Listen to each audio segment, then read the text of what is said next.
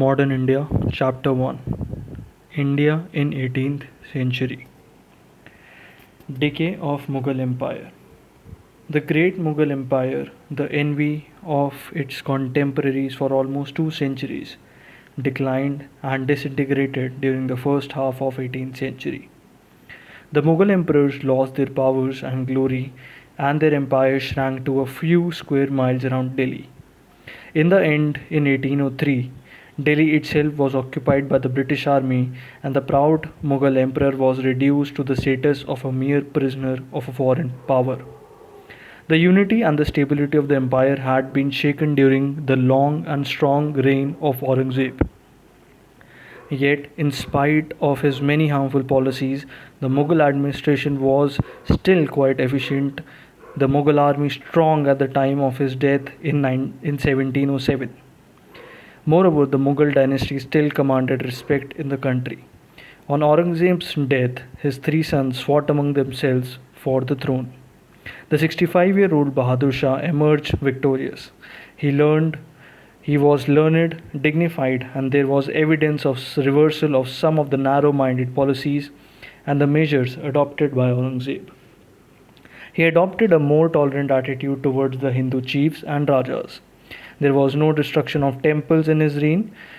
In the beginning, he made an attempt to gain greater control over the Rajput states of Amber and Marwar, Jodhpur, by replacing Jai Singh by his younger brother Vijay Singh at the Amber, and by forcing Ajit Singh of Marwar to submit to the Mughal authority. He also made an attempt to garrison the cities of Amber and Jodhpur. This attempt was, however, met with fierce resistance. This may have made him recognize the folly of his actions, for he soon arrived at a settlement, though not a famous one, with the two states. Though their states were restored to the Rajas Jai Singh and Ajit Singh, their demand for high mansabs ranks and the office of subdars for important provinces such as Malwa and Gujarat were not accepted. His policy towards the Maratha Sardars was that of half-hearted conciliation. While he granted them the Surdeshmukhi of Deccan, he failed to grant them the Chauth, thus failing to satisfy them fully. Also, he did not recognize Shahu as the rightful Maratha king. He thus let Tarabai and Shahu fight for supremacy over the Maratha kingdom. The result was that Shahu and the Maratha Sardars remained dissatisfied, and the Deccan continued to be prey to disorder. There could be no restoration of peace and order as long as the Maratha Sardars fought one another as well as fought against Mughal authority. Bahadur Shah had tried to reconciliate with the rebellious Sikhs by making peace with Guru Gobind Singh and giving him a high mansab. But when, after the death of the Guru, the Sikhs once again raised the banner of revolt in Punjab under the leadership of Banda Bahadur, the emperor decided to take strong measures and himself led a campaign against the rebels, who controlled practically the entire territory between the Satluj and the Jamuna, reaching the close neighborhood of Delhi. Even though he succeeded in capturing Lohgarh, a fort built by Guru Gobind Singh northeast of Ambala, at the foothills of Himalayas, and other important Sikh strongholds, the Sikhs could not be crushed, and in 1712 they recovered the fort of Lohgarh. Bahadur Shah made peace with Chhatrasal, the Bundela chief who remained a loyal feudatory, and the Jat chief of Churaman, who joined him in the campaign against Banda Bahadur. There was further deterioration in the field of administration in Bahadur Shah's reign. The position of the state finances worsened as a result of reckless grants of jagirs and promotions. During his reign, the remnants of the royal treasurer, amounting in 1707 to some 13 crores of rupees, was exhausted. Bahadur Shah was groping towards a solution to the problems besetting the empire. Given the given time, he might have revived the imperial fortunes. Unfortunately, his death in 1712 plunged the empire once again into civil war. A new element entered the Mughal politics in this and the succeeding wars of succession.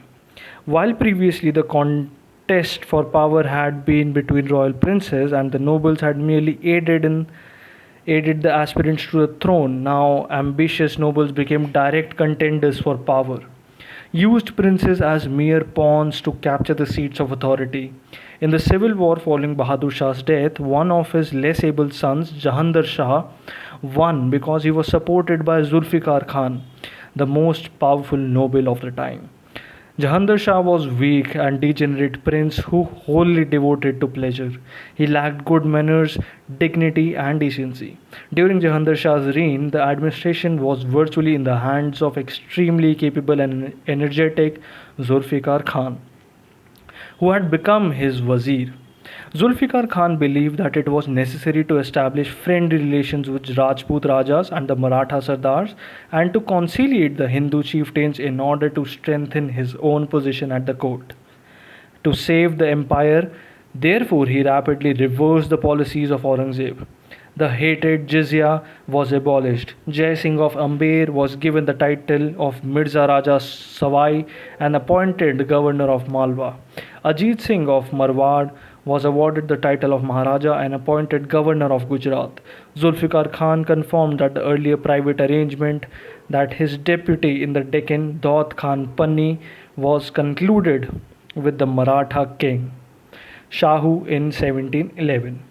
By this arrangement, the Maratha ruler was granted the Chauth and the Sardeshmukhi of the Deccan on the condition that these collections would be made by the Mughal officials and then handed over to the Maratha officials. Zulfikar Khan also pacified Churaman Jat and Chhatrasal Bundela. Only towards Banda and the Sikhs he did continue the policy of suppression. Zulfikar Khan made an attempt to improve the finances of the empire by checking the reckless growth of jagirs and offices. He also tried to compel the Mansabdars to maintain their official quota of troops. An evil tendency encouraged by him was that of ijara or revenue farming.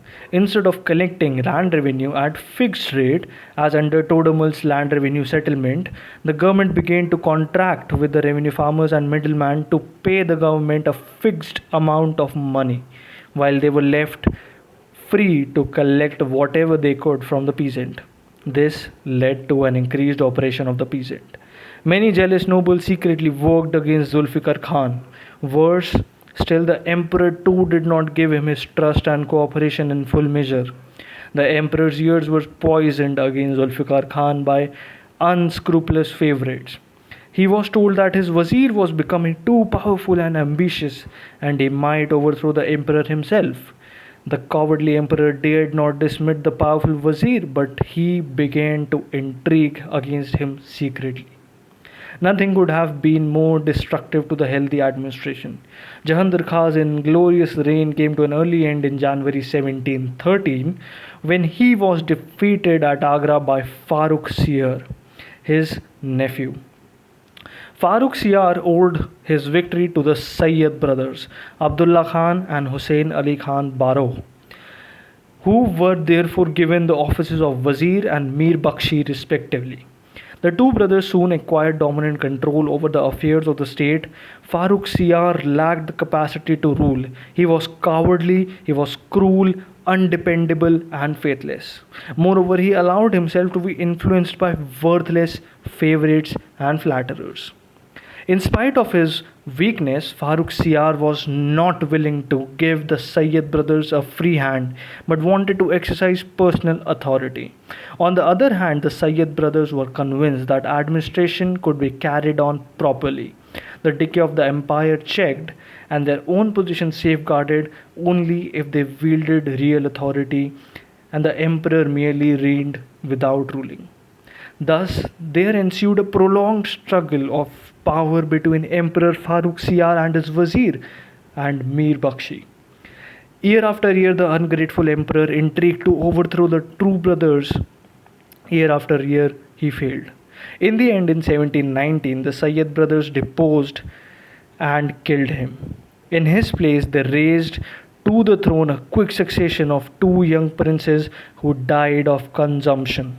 The Sayyid brothers now made the 18-year-old Muhammad Shah the Emperor of India. The three successors of Farooq Siyar were merely puppets in the hands of the Sayyids. Even their personal liberty to meet people and move around was restricted. Thus, from 1713 until 1720, when they were overthrown, the Sayyid brothers wielded the administrative power of the state. The Sayyid brothers adopted the policy of religious tolerance. They believed that India could be ruled harmoniously only by associating Hindu chiefs and the nobles with the Muslim nobles in governing the country. Again, they sought to conciliate and use the Rajputs, the Marathas, and the Jats in their struggle against Farooq Siyar and the rival nobles. They abolished the jizya immediately after Farooq Siyar's accession to the throne. Similarly, the pilgrim tax was abolished from a number of places. They won over the side of Ajit Singh of Marwar, Jai Singh of Amber, and many other Rajput princes by giving them higher positions of influence in the administration. They made an alliance with Churamand, the Jat chieftain. In the later years of their administration, they reached an agreement with King Shahu by granting him the Swaraj of Shivaji and the right to collect the Chauth and Sardeshmukhi of the six provinces of the Deccan. In return, Shahu agreed to support them in the Deccan with 15,000 mounted soldiers. The Sayyid brothers made a vigorous effort to contain rebellions to save the empire from administrative disintegration. They failed in these tasks mainly because they were faced with constant political rivalry, quarrels, and conspiracies at the court. This continued friction in the ruling circles disorganized and even paralyzed administration at all levels. Lawlessness and disorder spread everywhere. The financial position of the state deteriorated rapidly as zamindars and rebellious elements refused to pay land revenue. The officials misappropriated state revenues and the central income declined because of the spread of revenue farming. As a result, the salaries of officials and soldiers could not be paid regularly, and the soldiers became indisciplined and even mutinous. Even though the Sayyid brothers had tried hard to conciliate and befriend all the sections of nobility, a powerful group of nobles, headed by Nizam ul Mulk and his father cousin Muhammad Amin Khan, began to conspire against them. These nobles were jealous of the growing power of the two brothers. The deposition of the murder of Farooq Siyar frightened many of them. If the emperor could be killed, what safety was there for mere nobles? Moreover, the murder of the emperor created a wave of public revulsion against the two brothers. They were looked down upon as traitors, persons who had not been true to their salt, Namak Haram.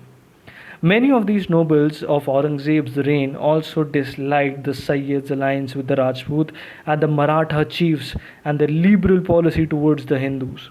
These nobles declared that the Sayyids were following anti-Mughal and anti-Islamic policies. Thus, they tried to arouse the fanatical sections of the Muslim nobility against the Sayyid brothers. The anti-Sayyid nobles were supported by the Emperor Muhammad Shah, who wanted to free himself from the control of the two brothers. In 1720, they succeeded in treacherously assassinating Hussein Ali Khan, the younger of the two brothers. Abdullah Khan tried to fight back but was defeated near Agra. Thus ended the domination of the Mughal Empire by the Sayyid brothers, known in Indian history as the Kingmakers. Muhammad Shah's long reign of nearly 30 years from 1719 to 48 was the last chance of saving the empire. There were no quick changes of imperial authority as there were in the period 1707 to 1720. When his reign began, Mughal prestige among the people was still an important political factor. The Mughal army and particularly the Mughal artillery was still a force to reckon with. Administration in the northern India had deteriorated but not broken down yet.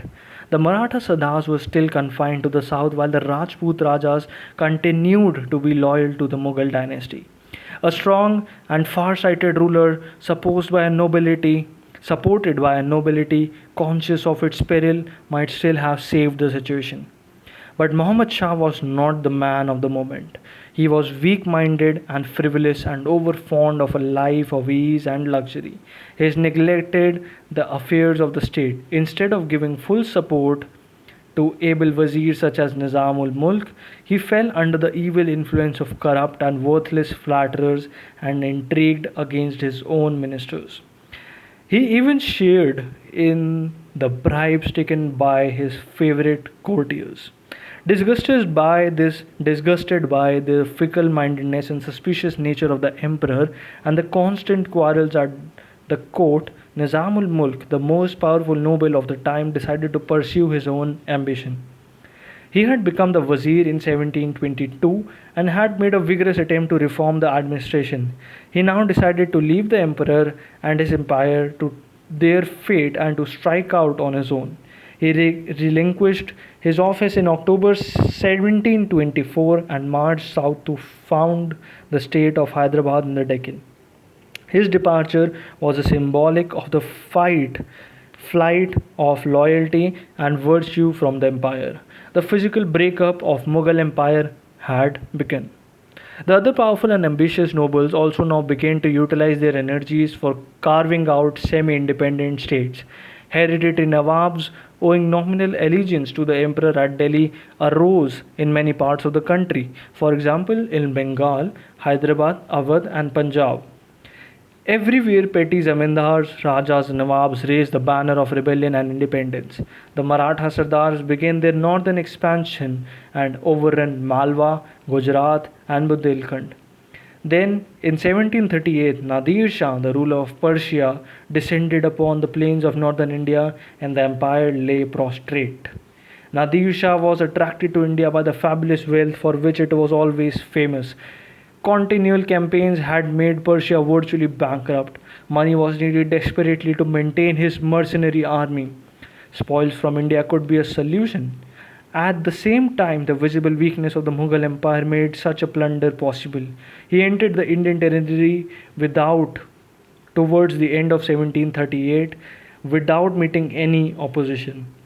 For years, the defenses of the northwest frontier had been neglected. The danger was not fully recognized until the enemy had occupied Lahore. Hurried preparations were then made for the defense of Delhi, but the faction-ridden nobles refused to unite even the sight of the enemy. Then they could not agree on a plan for defense or on the commander of the defending forces.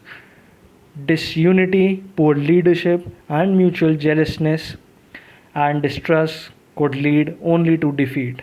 The two armies met at Karnal on 13th February 1739 and the invader inflicted a crushing defeat on the Mughal army.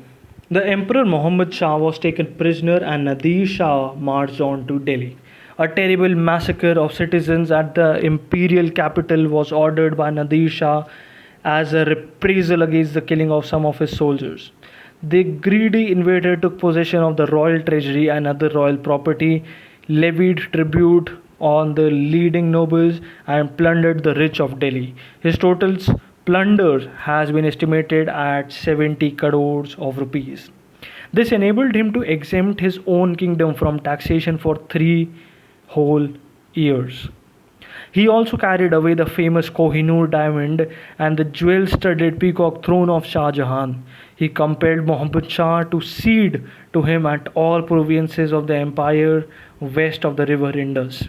Nadir Shah invasion inflicted immense damage on the Mughal Empire. It caused an irreparable loss of prestige and exposed the hidden weaknesses of the empire to the Maratha Sardars and the foreign trading companies.